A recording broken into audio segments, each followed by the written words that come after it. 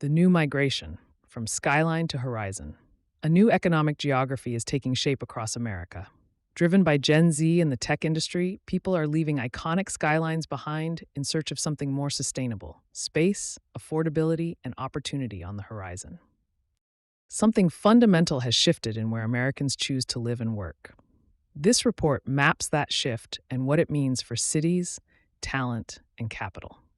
There are two kinds of cities emerging from this migration moment: anchor cities and welcomer cities.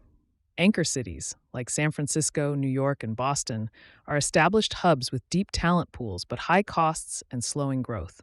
Welcomer cities, like Austin, Denver, and Raleigh, are newer magnets actively absorbing talent, offering lower costs, growing ecosystems, and strong quality of life. Over the past 3 years, welcomer cities have seen dramatically higher net migration growth than their legacy counterparts. From 2021 to 2025, overall mobility in the United States actually decreased.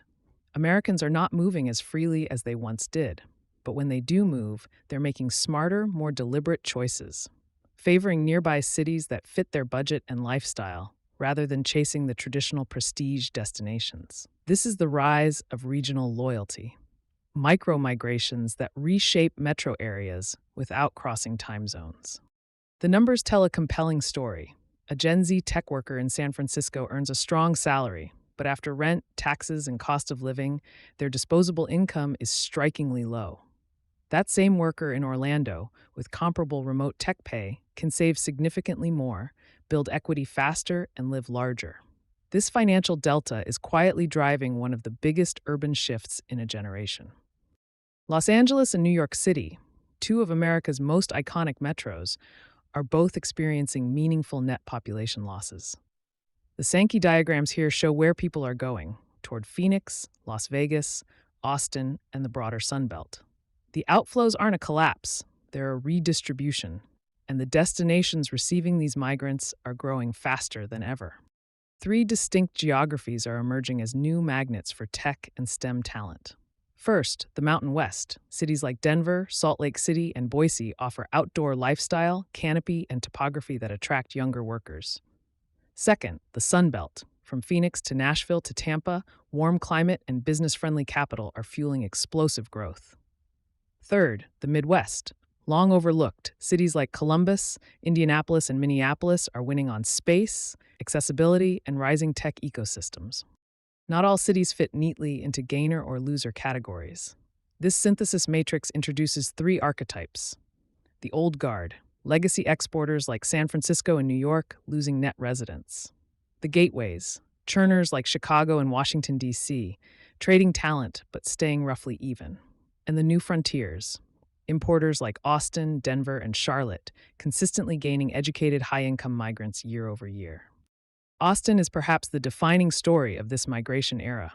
Its inflow and outflow data reveal a remarkably balanced city, drawing from the coasts while also exchanging talent with Dallas, Houston, and other Texas metros.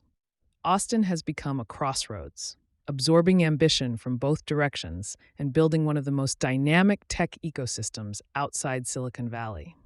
Denver sits at the mountain crossroads of the American West. Inbound migration skews heavily from the west and south, California, Arizona, Texas, while outbound residents tend to move further south or west. The net effect is steady, sustainable population growth. Denver's draw is clear: outdoor access, a growing tech scene, and a cost profile that still undercuts coastal alternatives. Philadelphia is emerging as one of the Northeast's quietly powerful winners. Drawing significantly from New York and Washington, D.C., the city offers a compelling trade-off: proximity to major markets without the crushing cost burden. Its outbound flows are modest, and its inbound momentum from the Northeast is accelerating, positioning Philly as a premier mid-tier city for the next decade. Miami presents a paradox. On one hand, it has attracted an extraordinary influx of wealthy residents, financial firms, and tech founders, particularly post-pandemic.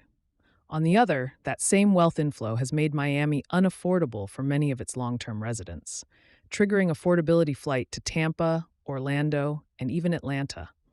Miami is simultaneously a magnet and an exporter, winning at the top of the income spectrum while losing at the bottom. For decades, the Midwest was written off as a talent desert. That story is over. Cities like Columbus, Indianapolis, Kansas City, and Minneapolis are attracting Gen Z in growing numbers, drawn by affordability, space, and a new generation of employers planting roots outside the coasts. The sleeping giant is waking up, and investors and employers who recognize this early will have a significant advantage.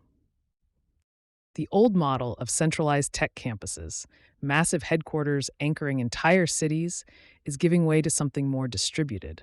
The new model is a hub and spoke network, a smaller anchor presence in a major metro connected to satellite offices and remote first talent clusters in secondary cities. Oracle's 2024 headquarters shift to Nashville is a proof point. This distributed model unlocks talent nationwide and dramatically reduces fixed operating costs. Where is smart money moving? Three areas stand out. First, residential real estate in high-growth secondary cities, undersupplied and accelerating. Second, local services and infrastructure, the businesses that serve growing populations, logistics, healthcare, food, and retail. Third, distributed tech ecosystems, venture capital, co-working, and startup support infrastructure in cities building the next generation of innovation clusters.